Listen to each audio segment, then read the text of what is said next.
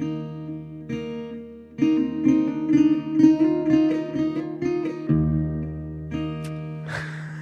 man, we gotta do this already, my friends. I cannot believe how late it is. How are you? This is Jay Brown Yoga Talks podcast. My name is Jay Brown, and you know, there have been a few times where I've come up against the wire getting one of these intros done for a podcast, but I think right now may be the most up against the wire I've ever been. It's like, this has to happen right now. It's really late at night. I'm normally up in my attic, but I'm in my basement because it's crazy windy and there's some kind of weird rattling on the roof that I can hear in the recording. I mean, it's par for the course for the week. I don't know about you. I had a crazy ass week. Just felt like stuff was off the rails on like a lot of levels. Some of it was podcast related. I can't really talk about it yet. I'm not at liberty to discuss it because it involves some sensitive matters, but I found myself in new territory with the podcast. Let's just say that.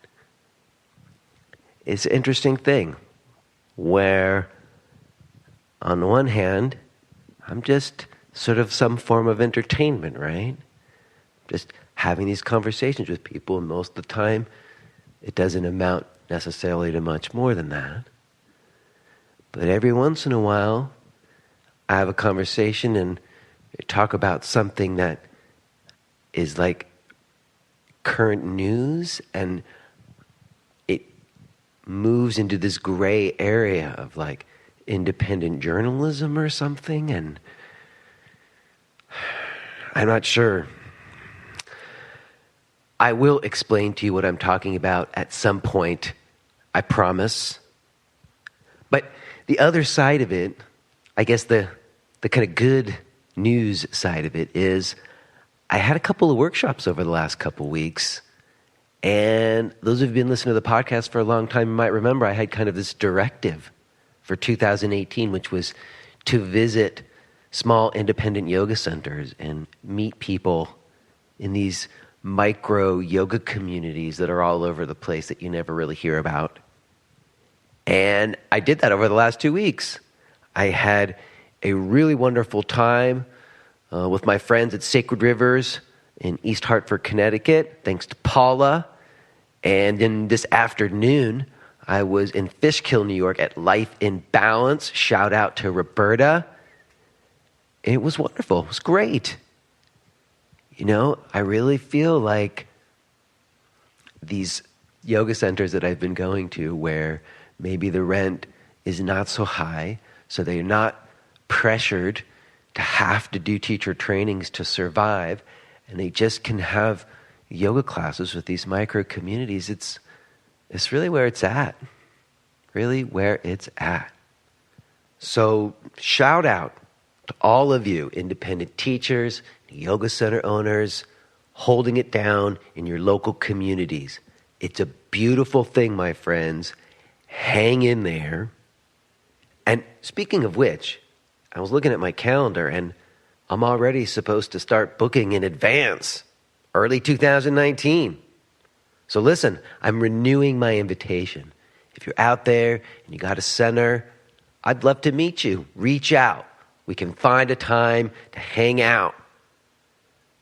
And you know, I want to give one extra little shout out specifically to Roberta from Life in Balance, where I was today, because for the first time in the 20 plus years that I've been teaching, and I've been to a lot of different yoga centers, there was a stool for the teacher. And this was something I insisted upon when I had a center in Brooklyn. There was this wooden stool that I had.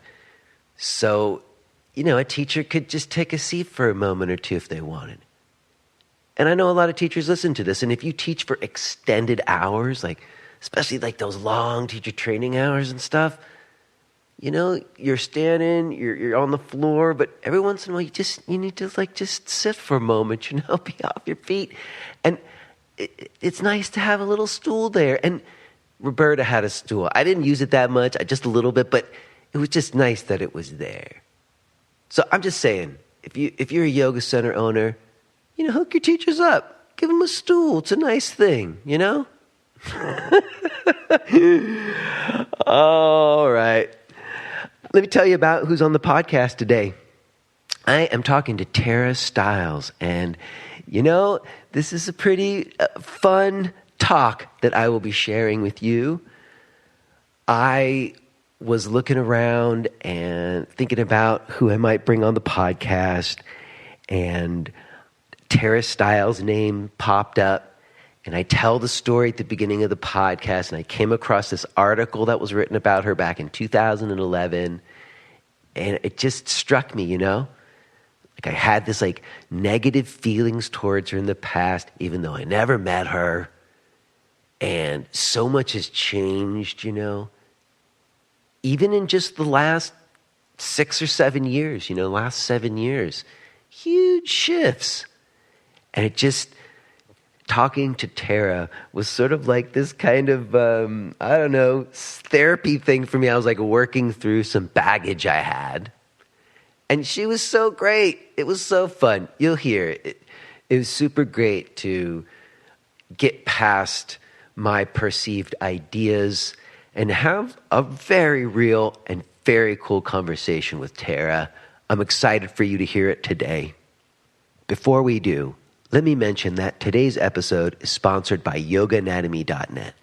If you have any interest in studying yoga anatomy, or if you just want some deep yoga learning, I highly recommend that you check out yogaanatomy.net. If you're not familiar with it, it's Leslie Kaminoff's online yoga education resource along with Amy Matthews. Both Leslie and Amy have been on the podcast before. I recommend going and listening to those episodes if you haven't already. They speak for themselves. And I can just speak from personal experience, not just because they're friends of mine and I respect their work, but because I have been a student in both of their courses. And I consider them teachers of mine. In fact, if you sign up for Leslie's principles course at yogaanatomy.net, we will take the course together because I happen to be in the group that they filmed for the online version. So you will see me asking lots of questions. I learned so much from studying with both of them, and I have also used their fundamentals course in my teacher training for the last 7 years. So they created a 20-hour online yoga anatomy course that you can incorporate into 200-hour teacher trainings. That is by far the best resource for teaching yoga anatomy in your 200-hour training that I know of. It was certainly better than I could do on my own. They made my training infinitely smarter. I cannot recommend it enough. Check it out at yogaanatomy.net. Let me also drop my stuff here. I am going to be in Falls Church, Virginia, April 27th through 29th. I am going to be in Rio de Janeiro, Brazil, May 5th through 6th. And I am starting a training here in Easton, Pennsylvania, starting May 12th. And that training, just to know, if you're in the area and you can make it to Easton, it involves 7 Saturdays, and then the rest of it is one-to-one mentorship. You can find out about those gigs and more. You can also listen to the archives of this podcast and read the blog and find all of my online yoga video offerings at jbrownyoga.com. Perhaps you would show a little support for the podcast. You could do that by going to a blog or podcast page and making a direct donation, or just going to Apple Podcasts and iTunes and writing a review and giving us some stars. Those gestures are very helpful. Thank you for making them, those who view who do. And all right, you guys, like I said, it's late, and I will touch base with you for just a moment or two on the other side, but let's go ahead and get to it, all right? Let's listen to this talk that I had with Tara Stiles. Hello? Hello. Hello, how are you? I'm good. We made it happen. We got it. Yeah. I had an old computer. I think it was just too much information. Yes, well, they keep updating stuff, sometimes even when it works just fine. Okay, yeah, that makes sense. Cool. Hi, Tara. Oh, hey, how's it going? Pretty good. I really appreciate you giving me a little bit of your time. We have never met before. This is the first time we have ever spoken. I know, that's crazy. You're in New York too, aren't you? I was. I moved from New York to Pennsylvania about 8 months ago. Oh, nice. You got out. I kind of did. I was in Williamsburg for like 10 plus years. And you've been to Williamsburg, so where are you? You're in Brooklyn, right? Yeah, we just moved to Dumbo in August, so that was our big getting out, really. Well, it's a little bit of getting out, especially I started in Greenwich Village, then it was the East Village, then it was the Lower East Side. Nice. Then I jumped over the water to Williamsburg, and I was there until now. Yeah. But cool. I did get out. But I guess, it's fun for me that I'm getting a chance to talk to you. And I feel like, honestly, to start our conversation today, I almost feel like I need to make like a confession. What? I mean, I probably don't need to make it for you. Like, it's just for me, But like, I've been thinking a lot about like success, like in the yoga industry, and things have changed so drastically. And, I think the confession is just that there was a time in the past, and I'd want to emphasize in the past, where like I had like, I don't know, like negative feelings towards you, even though I never knew you. Of course, everybody did. Well, it was like, there was like, you had such a big presence on the internet. And I remember you driving around in the back of that truck for W Hotels or whatever that week. And I want to have like a candid conversation with you about industry stuff today. But the real thing that was striking to me is when I thought about it, like, it's like, well, who do I think of when I think of somebody who's like, when people think of successful yoga teacher, like in terms of even just like making money or whatever. And I was like trying to think of the names, and your name popped into my head. And I went and I was like, I Googled you, and I came up again. I saw that article that was written in like the New York Times about you. I think it was like 2011, like right at the beginning of 2011, where they called you the rebel yogi, right? Yeah. And I was reading the article, and I was really struck by like the things that you were being criticized for in 2011 are completely a non-issue now. They're completely non-issue. Like you were being criticized for not using Sanskrit terms. Yep. And for not citing like a particular lineage or like tradition that you were coming from. And playing music. And playing you were getting like, and when I think about that now, like recently I got criticism because I still do chanting. Yeah. Back then there was always chanting at the beginning of class, and I'm just like, I was this holdout who still does it. Yeah. But it just struck me like, wow, that's not that long ago. No, I mean, and I love that's how I grew up doing yoga, but all my friends, were so confused and intimidated. So I just started, trying to find any way to make it more normal, but still the experience. So, that was really the sort of idea behind that. But yeah, apparently it was very alarming for all of my friends that did yoga. I mean, I guess back then, again, it was just like this, it was like you were a little bit ahead of the time in that regard. Like, because nowadays, it's actually... now it's like, gone way over on the other crazy end that's what I'm thinking. Like, it's almost like it's swung back where, like, because I'm a white man and I do Sanskrit chanting, it's cultural appropriation, Yeah. So it's like... You never would. It's crazy how things have gone. But I also, like I said, I am curious to like maybe, I don't know, pick your brain and kind of revisit some of those old times and kind of get like a nuanced context for some discussion about industry stuff. Cool. So the first thing you mentioned that you were familiar with yoga from an early age. I read that your parents were kind of like hippie and like you had like a solar house. Is that right? Yeah. I mean, they were, kind of broke and frugal, and I think doing all of those things that are cool without I think even knowing that they were cool and having like, I guess, a community around that. My dad was he's an engineer and, joined the Navy out of high school. And so they traveled around with that. My mom was an artist.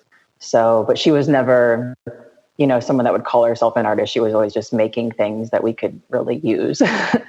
So yeah, I guess it was pretty unglamorous in a way, but they built this passive solar home and, was run by the wood burning stove, and my dad would chop the wood, and they bought this land, and we're always kind of kicking off people that were trying to hunt in the woods. And, my dad was always kind of sitting on the floor cross-legged, and my mom was, doing stuff in nature and growing a garden. But this is just, it wasn't even hippie stuff. I thought that was just kind of normal. So I guess now, our really good friends are Jason and Colleen Waka with Mind Body Green. And I was trying to convince my mom to go to their conference this year. And she was like, oh, all that green stuff, everybody thinks it's new now. We've been doing it. Yeah. Well, so your dad was in the Navy, you said? Yeah. Because my wife, Audrey, her father is like a retired admiral from the Navy. Oh, wow. So she grew up on like bases and stuff. So that's a little unusual though. Like a Navy guy who's sitting cross-legged on the floor. Like, where do you think that comes from for him? Like, it's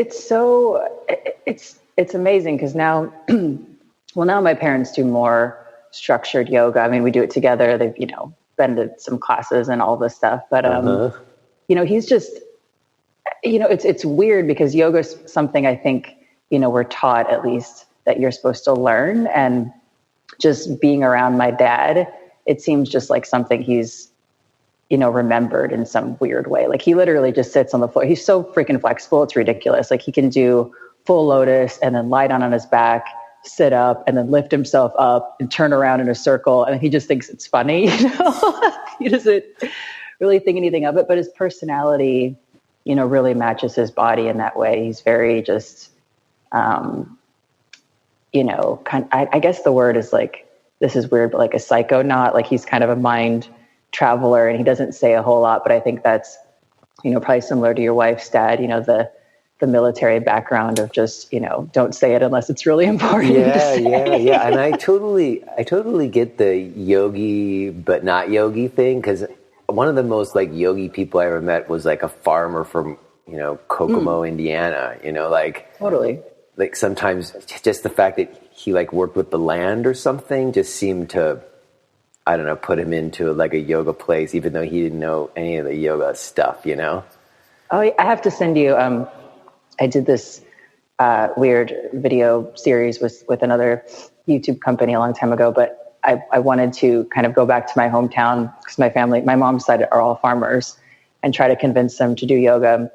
And the best interview from that video we ended up doing was my uncle who runs our family farm, and probably super similar to this other farmer you met, just kind of standing outside talking about the land and yoga. And he secretly found a woman teaching yoga on PBS, and he's been doing it for decades and didn't tell anybody in the family until the interview because he thought it was, unmacho. And he also just didn't see a reason to talk about it. He's like, well, yeah, I'm doing it for myself. And, why would I tell anybody about that? Yeah, it's like, I think of that because more and more I think of it in this like integrated way, like brushing your teeth or something. Why would you talk to people about brushing your teeth, Yeah,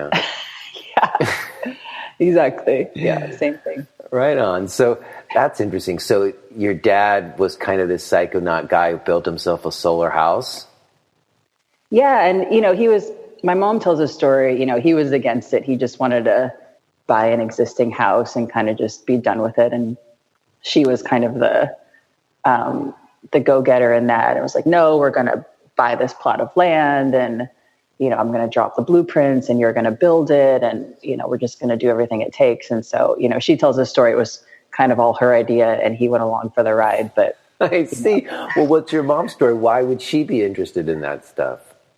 Well, she, I don't know for her really, again, any pivotal moment or something like that, but they're both from this super small town, 3,100 people now. And I think, they met, they're really practical. They were together in high school kind of a thing. And they just got out, my dad was really, good at math and thinking like that. And so he got into the Navy, and, they just started traveling around, and, they're good at kind of figuring things out and doing the best with what they have. And I mean, I just remember my mom would always tell these stories of how they would rent a house somewhere and, have it be really affordable. And then she would fix up the house so much where it was worth more than when they started to rent it. Or at one point they had, bought this trailer to live in, and then they sold it for more than they originally bought it for, because they did all these repairs and, just made it nice. So I think they're really, it's neat, because I think about yoga with this kind of idea of, conservation of energy and all these things. And, they were doing this just for no other reason than it was just obvious, to them to use what you have, don't spend a lot of things. Like, there's no need to be flashy, and they're just really simple, and they appreciate things. And, to them, it's just obvious, and that's what they're doing. And, kind of that's life. So I don't know where it comes from. It's just really deeply who they are in a weird way, because it is weird. I don't think it's normal, Well, no, I mean, what's normal, but it's an interesting background given what happened for you, Yeah, I mean, definitely. What happened for me was, I was always dancing growing up. I thought that was going to be my path. And, so when I was a kid, I was exposed to all this, yoga stuff that wasn't really yoga stuff, I guess. So I'd had all my own kind of yoga experiences without putting it in the box of yoga experience. So, like, you had dance teachers who did yoga stuff with you, you mean?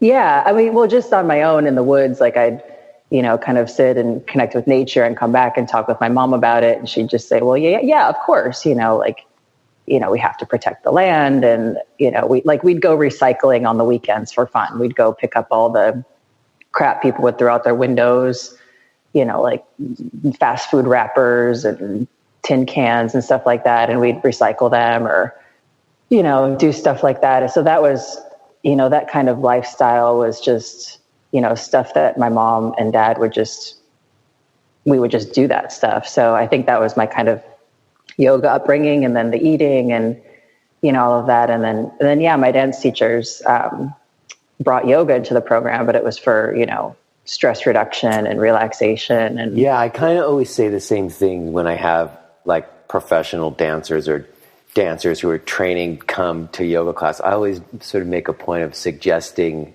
that you'd think of your yoga practice quite differently, because it does seem to me like the stuff you do with your body when you're a dancer, it's so wrapped up in like your art, and like your body is this instrument that you're honing for your art.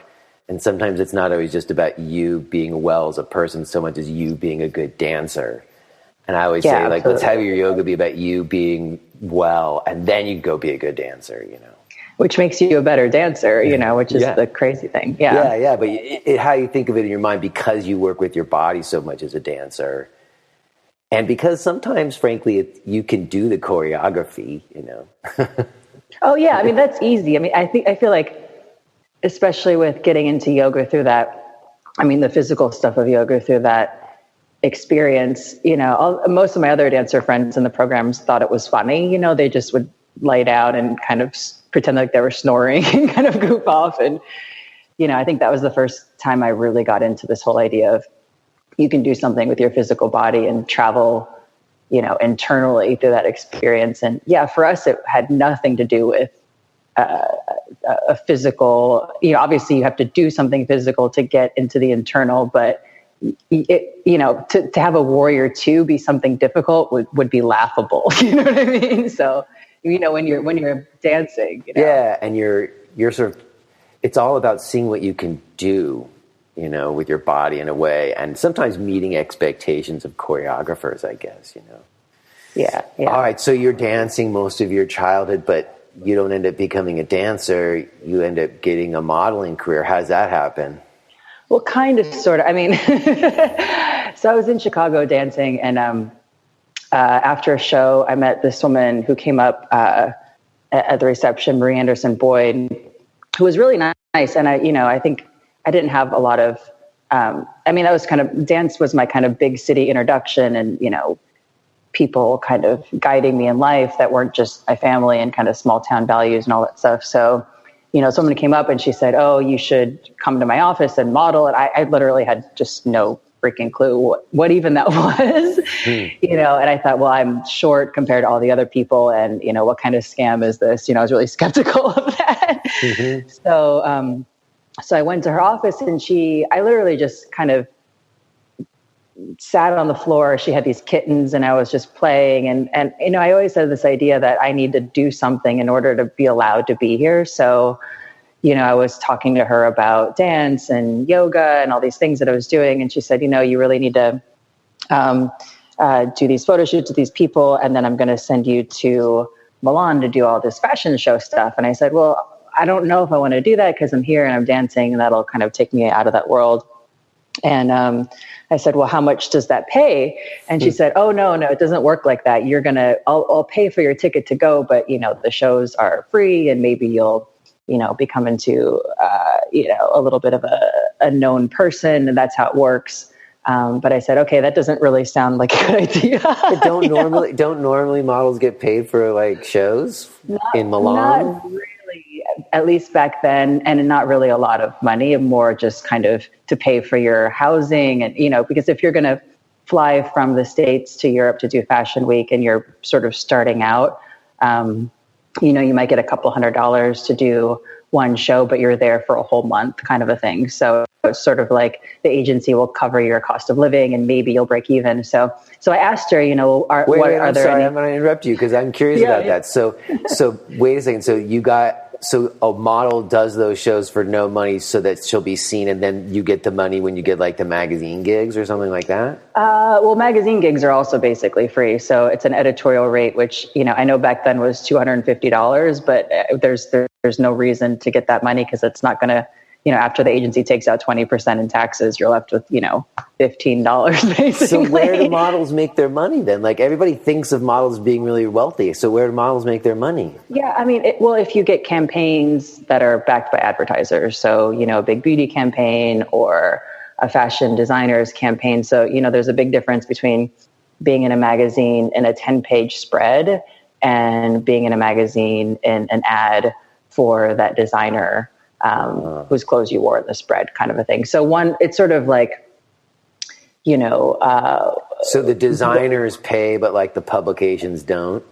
The publications don't. I mean, they pay a little bit, but that's not really the career sustaining. Wow. That seems things like that. That's very interesting to learn. So, okay. So you go to Milan and do these shows for no freaking money. No, I didn't go. So I said, well, that doesn't sound like a good idea. I'm super practical in this way. Yeah. So I said, no, I don't want to do that because I was still dancing. And, I thought this is what I was going to do with dance. So I said, well, are there any other options? And this was in Chicago. She said, well, you could stay here and I'll send you on castings, which are basically, auditions for jobs. And I said, well, what kind of jobs? And she said, oh, commercial things and, catalogs and stuff like that. And I said, well, what happens if I get a job? And she said, well, it depends, different advertisers pay different amounts and all these things. So I said, fine, let's just try that. And I can go to these castings around my dance schedule. So I went to castings and all of a sudden I started booking all these jobs and I had no idea, what was what. And, I think my first job was for a Coca-Cola ad and it was to be on the, the front of the silly machines that dispense Coca-Cola products. And it was $5,000. And I thought, this is amazing. Well, hey, look, I did drama competitions in like elementary and high school. And I had an agent come up to me and I went on like auditions and stuff. I never got anything, but if I did, I would have totally done it. If they asked me to be on a Coke machine, I would have totally done it. Yeah. And then I kind of got into a niche with it. So, I'm not an actress at all. I think I had too much respect for my friends that were doing theater and things like that to try to just think that I could be in acting because I was getting to be in front of cameras and stuff like this. But I got really good and I started to get a lot of parts doing TV commercials, which I call these kind of like the lottery of gigs. So like I would book all these commercials and, you get paid the fee to be there, which is, sometimes $1,000 or a little bit more. And that already for me, was quite great. And then if they how run old on are you television, when all this is happening? like 18. Okay. So, and then if they run on television, then you get these royalties, which I still didn't know about. The first time I got this gig, it was, I think a commercial for Illinois tourism. And I was actually playing a ballet dancer in an alley, and it was over Thanksgiving weekend. It was freezing. I thought I was going to die of, being outside in a tutu and my point shoes. But, my agent, this woman said, "Oh, don't worry. It'll be a good job." And then she said on the shoot, they called me and she said, "Oh, you have to join the Screen Actors Guild. It's like, a few $1,000s." And I said, "Well, I don't, do I have to? Like, I don't, what's this all about?" She said, "Well, don't worry. We can take it out of your checks." And I was like, "What do you mean checks? Like, there's going to be more than one." Yeah. And she said, "Well, yeah, they're planning on already running this for one cycle, which was, a set of weeks where they buy the advertisement for these, TV programs or whatever." So yeah, that was a gig that, and you don't know how much you're going to make. It could be another $1,000. It could be, a few $100 or 50 cents, so, that's why I call it the lottery. So you could go to the mail and get your checks for the month, and it could be like a thick envelope of random checks, or it could be, one very thin envelope with a check for like $12.18. Right. But you can't budget on that. You don't know how long, or if they're going to run anything, but yeah. Still though, that's not a bad gig. And you're 18 years old. I mean, I wasn't doing shit when I was 18. Oh my gosh. But all right. So you stumble into this gig, and so you're making a little bit of money. That's not a bad thing. And are you still trying to dance or what? Yeah. So I was dancing, but also, I had my ballet teacher who brought in the yoga instructors, had become a pretty good mentor of mine, and his wife as well. And, she saw this kind of all happening. Like sometimes I'd have to leave early or come late, and I have all this makeup on from a job. And, I'd rationalize. I was like, well, I really want to get back to dance, but, I'm getting this one good job, and then I can go back, and then I can be kind of set for the month. And, so they really pulled me aside and gave me some good advice about how to, just navigate a little bit and see where things go and all this stuff. So it was nice to have them to kind of, just talk to about what was really happening with me. Cause I felt, I didn't really have, a peer group, I guess, to bounce ideas. What did your parents think about your TV gigs or your being on the Coke machine? I mean, they thought it was really cool. They'd go and, I did this one super random gig for, I don't know what, Doritos, I think. And, they dressed me up like a scarecrow, and it was, cardboard cutouts that were life size. So they were in like every single gas station across the country. So my mom would go and tell the gas station attendant that was her daughter and ask if at the end of the season she could have the cardboard cutout. So they would totally do weird stuff like that and go and collect all of these objects, or even billboards. They would try to find out like if they could get the billboard. I was like, "Mom, draw the line, like stop trying to collect all this stuff." So, but they thought it was really cool and fun. And, they never said it, but I guess they were kind of, proud that I was figuring out how to do things in the world, And you had opportunities. I mean, I moved to New York when I was 18, and I think I read somewhere you moved to New York too, not too long after that, right? Yeah. I mean, basically when I would get these checks from the agency, from the work that I was doing, as soon as I felt like I had enough to, get myself here and kind of do more of that, that's, even with the agent I was working with, she suggested that I, come here and explore things here and do. And I always, since I was like, I think 3 or 4 years old, I was begging my parents to move us to New York, to do things. And I just really wanted to be in the city for, I guess reasons I don't even really understand. But I know. Yeah. And I remember coming to the city when I was 18. It was pretty crazy, like to start your life in a place like that. It felt wonderful and scary as fuck. Yeah, same. Yeah. But I'm so glad, I think same here, maybe for you, but I'm so glad that it was at that period of time instead of now with the internet. Cause I remember I just remember this feeling of, okay, I get up in the morning, I leave the apartment, and I have no idea what's going to happen that day in a very good way. And, because there was no internet, you would just go and meet people and no GPS, man. I actually knew how to get to places. Yeah. I mean, I ended up doing so many random and exciting things. I mean, I joined a dance company and we danced on stilts, and we kind of went to China and Thailand and all these random places. And it was around my schedule. And, I just remember I got to be in this Matthew Barney movie as a dancer at the Guggenheim. So I got to meet him. And, at the same day I had a photo shoot for Lady Foot Locker. And, you could just do so many things and meet so many interesting people if you just kind of walked around, just talk to people. I think it was a different time. I spent hours upon hours upon hours just walking around the city. Yeah. Hours so fun. And hours. Wow. All right. So you just sort of took this, you were dancing and doing the modeling and TV spot kind of stuff, and you just came to New York and started doing more of it, right? Yeah. And then, so did you go to Milan and do that other kind of stuff too? No, I mean, I would travel for jobs that I got, but only if I would get a job, book it in New York, and then most of the jobs were local or, kind of around the US. They would fly to go somewhere else.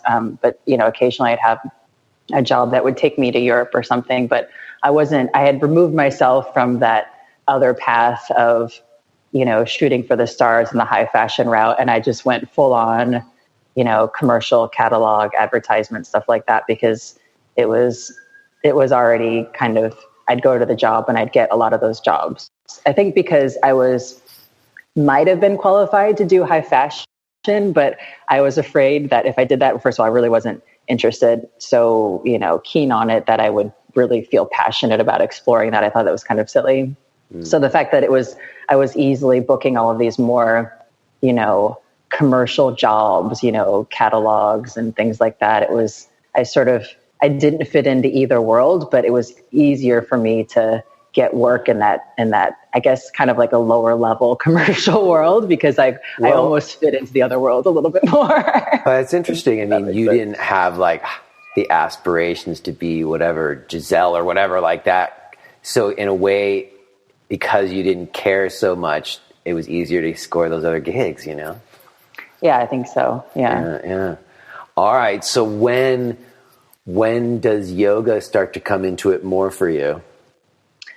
Well, I guess it was always there. This time, no one was doing yoga as a job. That was ridiculous. I know, that's what I'm saying. It was at a time when it wasn't even quite a profession yet. No, not at all. The guy who taught at my ballet school, I was so drawn in and curious because I thought, okay, here's this guy and he's happy for no reason.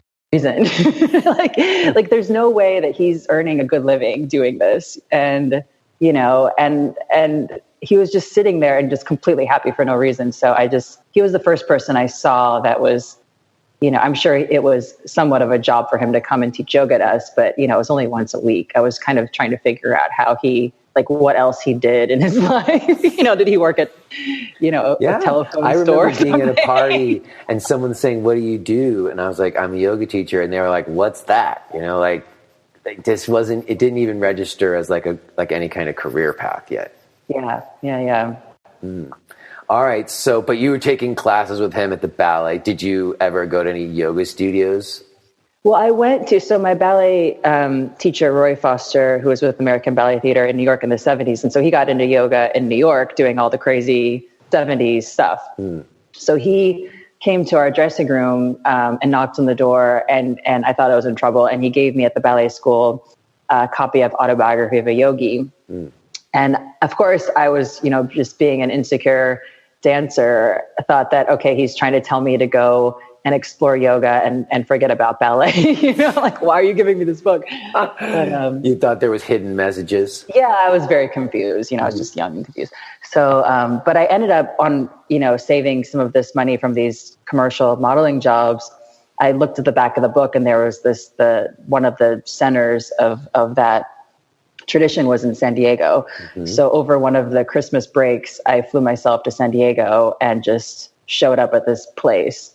And he walked around and saw the giant fish in their pond and, kind of checked out what was going on there and then flew back, to do some. So you didn't take any classes or anything? You just walked around and checked it out? Well, I don't think there was classes going on. It was, there was a bookstore and kind of just people hanging around. But yeah, it wasn't, there wasn't organized stuff happening. It was more, at least what I discovered there, a lot of, just wandering around a beautiful place. But yeah, I was looking for other people that were doing this kind of stuff, Mm-hmm. Yeah. You were like, what's this book?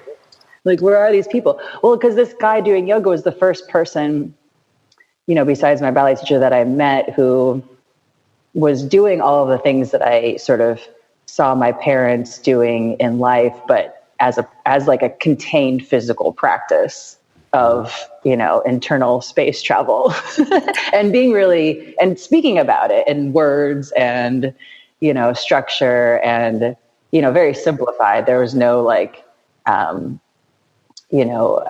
talks beyond the simple instructions of the movements, but, it was very obvious that he knew stuff about this stuff, Yeah. Well, it's interesting to me. I just had a conversation yesterday with this wonderful woman named Prabha. She's from India, and she was talking to me about how there's always this idea that women weren't allowed to do yoga in India for a long time.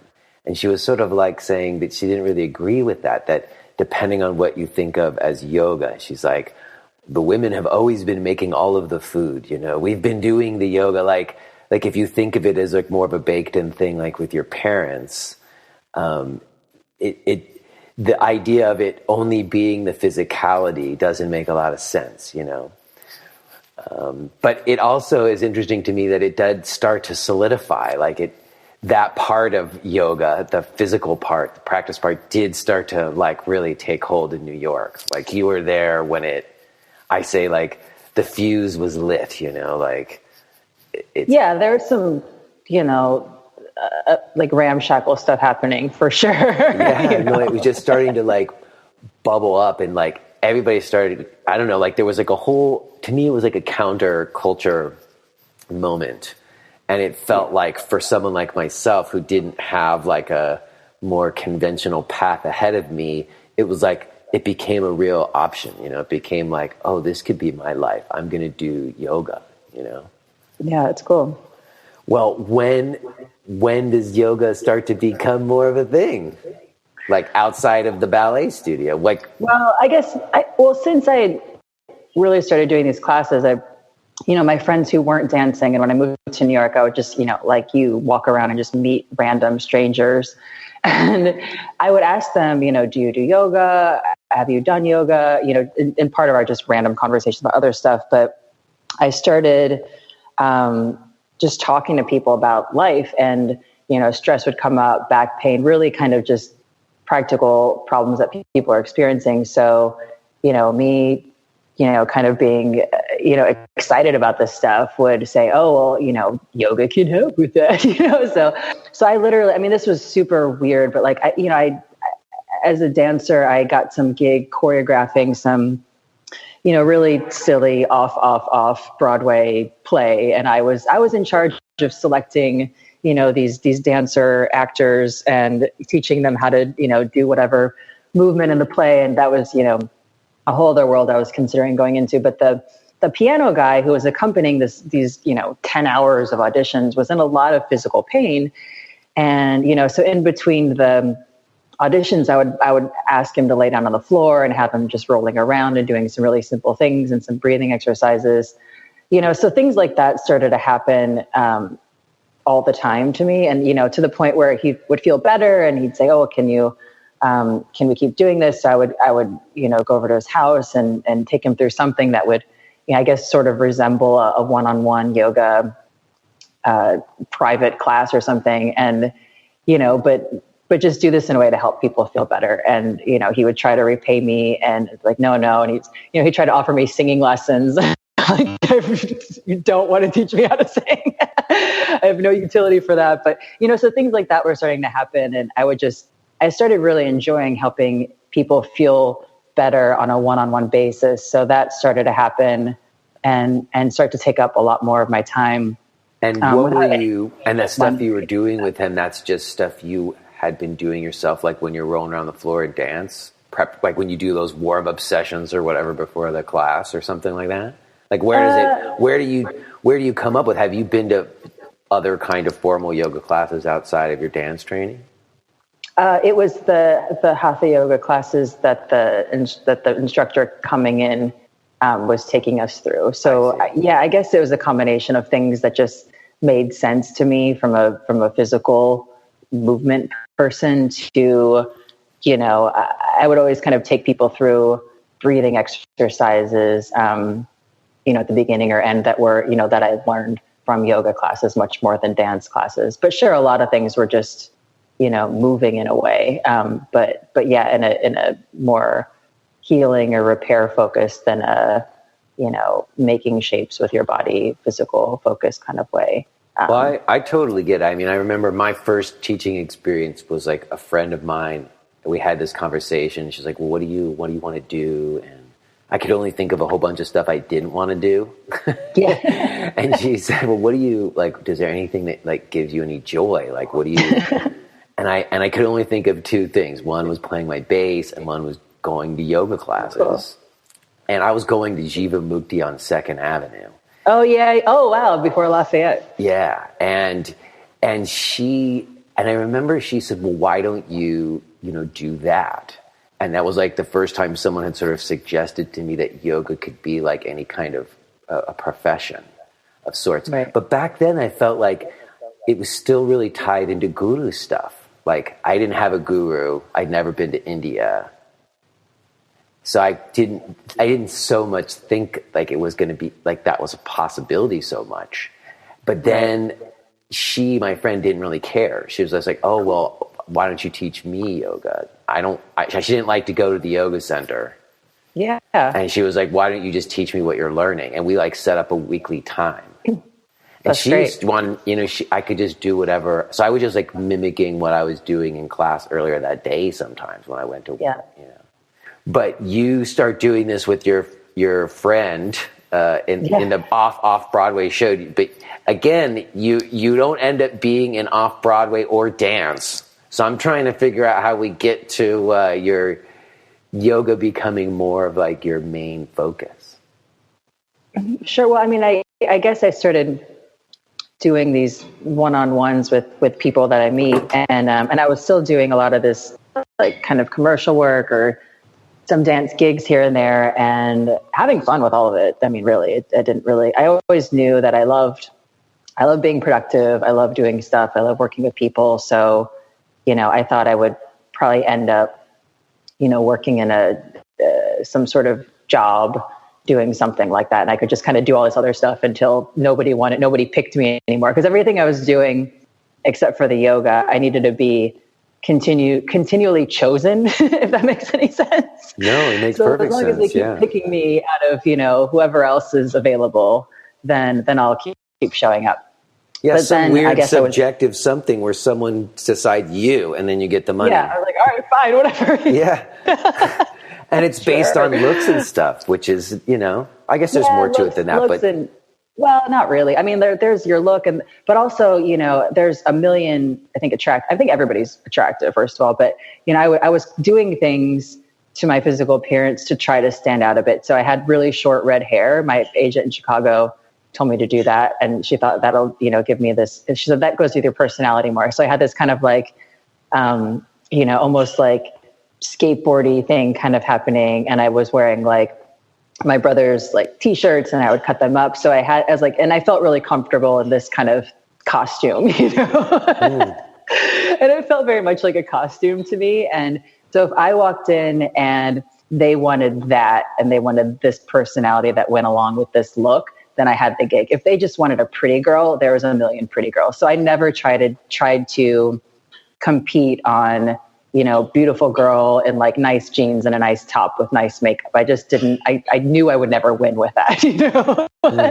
So it's funny because now looking back, there's a few casting agents for, these kind of jobs that I still talk to, and they say, oh yeah, now we say we're looking for a young Tara Stiles type, the punky thing or whatever. Isn't that interesting? So now you're the type.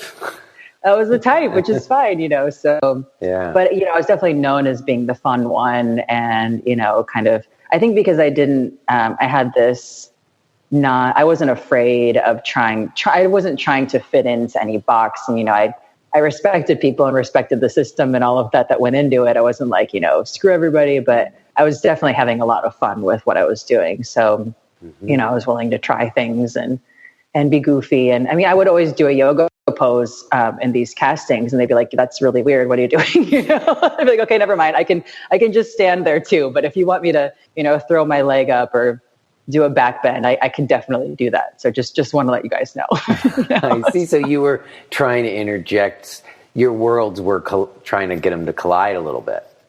Oh yeah. I mean, I think, I was so interested in the yoga stuff that it was, it would have been impossible to try to, or I wouldn't have been totally bringing my whole self to, any situation if I didn't include that somehow, All right. So I'm still not to you being a yoga teacher so formally yet. You're still doing modeling gigs. You're living in New York. You're doing dance stuff. You're doing some teaching. Do you ever do any kind of like formal teacher trainings? There wasn't any teacher trainings till like 1997. But then they did start happening. Did you do any teacher training? Yeah. So I did. I did an ad for Crunch Gym, and as part of that advertisement, they included a membership. So I was like, okay, it's great, but I just want to do yoga. And they said, well, there's yoga classes. I said, okay, that's great. Because I'm not going to go. Like, what am I going to do at the gym? Like, am I going to work out? That's not really my personality. So I went to yoga classes, and there was one guy there, Michael V. and John C., this other dude, and they were my first kind of introduction to, I guess, like normal yoga in this way. And they were very nice. They were super friendly. And this guy, John C., he would actually stand by the door and talk to you before and after class. And I thought that was like, I've never seen that in yoga. Like the yoga teacher I grew up with was very stoic. And, he wasn't standoffish, but, he wouldn't say anything back if you said, how are you? You know what I mean? Mm-hmm. So I had plenty of teachers who I went to their class regular, and they never talked to me. But then there's some teachers who think of that interpersonal engagement as part of the gig. Yeah, exactly. So I thought this was really cool. And so I started going to their class all the time. And then I went to Amy Impoliti, who was teaching at Crunch Gym. And she was the first teacher that put all the lights on and started the class. She's been on the podcast, so she was quite, okay, cool. She was quite a dynamic, and she was deep in the scene, she was like right there at the beginning of the wave too. Yeah. So she had a flyer, and I was like, you have a flyer? And she was like, Tara, you should do this. And she gave me her flyer, and it was a yoga teacher training. And I said, okay, sure. And I said, but I can't come on this first day because I have this thing. And she's like, oh, okay, that's fine, whatever. So she was really friendly and open. I thought, okay, this is awesome. Yeah. So I went, and this was our first. You missed your first day of teacher training because you had a gig. I had a gig. That's interesting. So that's very telling, though, I know, but I wanted to make sure it was okay. And she was so nice. And I told her, it was actually for a yoga shoot for like Shape magazine or something. It was like the beginning of yoga stuff in magazines. Yeah. And she said, oh, well, if you need me to come and help you out on the shoot and make sure, you're doing like your form looks all right. And I was like, wow, that's so nice. Yeah, that is nice. Yeah, so she was just so nice and fun and awesome. And so I did her teacher training. And so she had she was kind of like, I like how she was figuring stuff out too. So we had our first class at some studio that I don't remember the name of, that wasn't there for very long, on 14th Street, kind of way west. Mm-hmm. And so we had some class over there.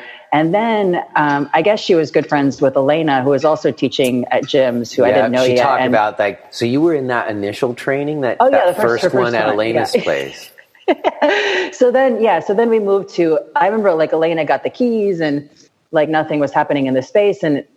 And so we did every day at that new space. And then at the end of that training, just everybody who was in the training that wanted to just ended up teaching there because like we didn't know anybody else. Right. Oh, so you taught at Vera. Yeah, that was kind of, so that was awesome because I made all these friends, and I was also like, you know, the pipsqueak in the group, you know, just fresh in New York, and all the rest of the people in the group that I was, you know, we all were pretty close, but they had a lot more, you know, life experience, kind of jobs, relationships, things happen. And then they found their way to yoga, and yoga was kind of this different meaning to them in their lives than I had come into it. So I kind of got that whole perspective from all of these other people as well. If you are hearing this message, then you're listening to the free version of J. Brown Yoga Talks. To hear the rest of our conversation, please subscribe to Podcast Premium at jbrownyoga.com/premium.